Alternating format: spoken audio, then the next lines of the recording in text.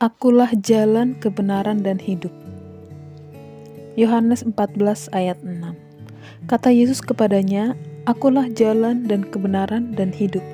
Tidak ada seorang pun yang datang kepada Bapa kalau tidak melalui aku. Ayat ini mengandung 3 konsepsi yang harus dipahami dan dimiliki orang percaya tentang kehidupan saat ini dan yang akan datang dalam hubungannya dengan iman. Ketiga konsep tersebut hanya dapat terrealisasi di dalam Yesus Kristus seperti yang akan saya jelaskan sebagai berikut. Yang pertama, akulah jalan. Banyak jalan menuju Roma. Ungkapan ini hendak menepis pemahaman tentang satu-satunya jalan atau cara mencapai sesuatu yang baik atau diinginkan, termasuk jalan menuju surga.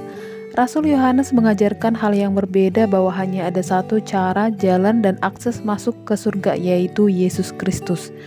Tuhan Yesus mengajarkan dan menunjukkan jalan sekaligus dirinya sendiri adalah jalan itu sendiri.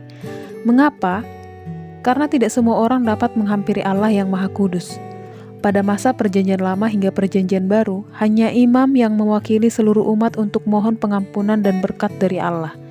Di dalam bait Allah terdapat ruang Maha Kudus, tempat tabut perjanjian, yang hanya dapat dimasuki oleh imam 1 kali dalam 1 tahun. Ruang Maha Kudus ini dibatasi dengan tabir yang sangat tinggi.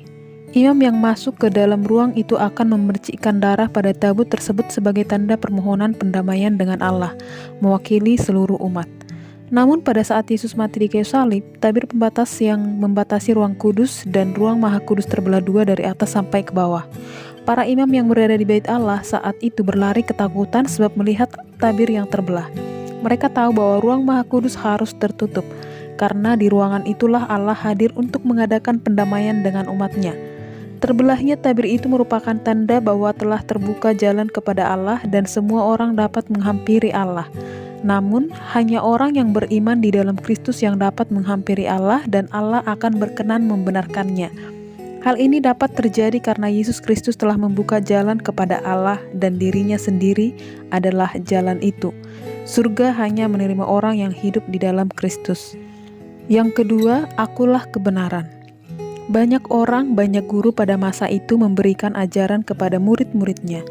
Ajaran-ajaran guru selalu diterima sebagai sebuah kebenaran sehingga para pengikut akan meniru dan melakukan apa yang diajarkan oleh gurunya apapun itu. Hanya Yesus Guru Agung yang mengajarkan kebenaran dan berani mengatakan bahwa dirinya sendiri adalah kebenaran itu. Meskipun Yesus menjelma menjadi manusia, ia tidak berdosa. Ia mengajarkan kebenaran. Ia melakukannya dan ia sendiri kebenaran itu. Padanya tidak ada dosa. Ibrani 4 ayat 15. Yesus satu-satunya yang benar sehingga ia dapat menjadi penebus manusia yang berdosa.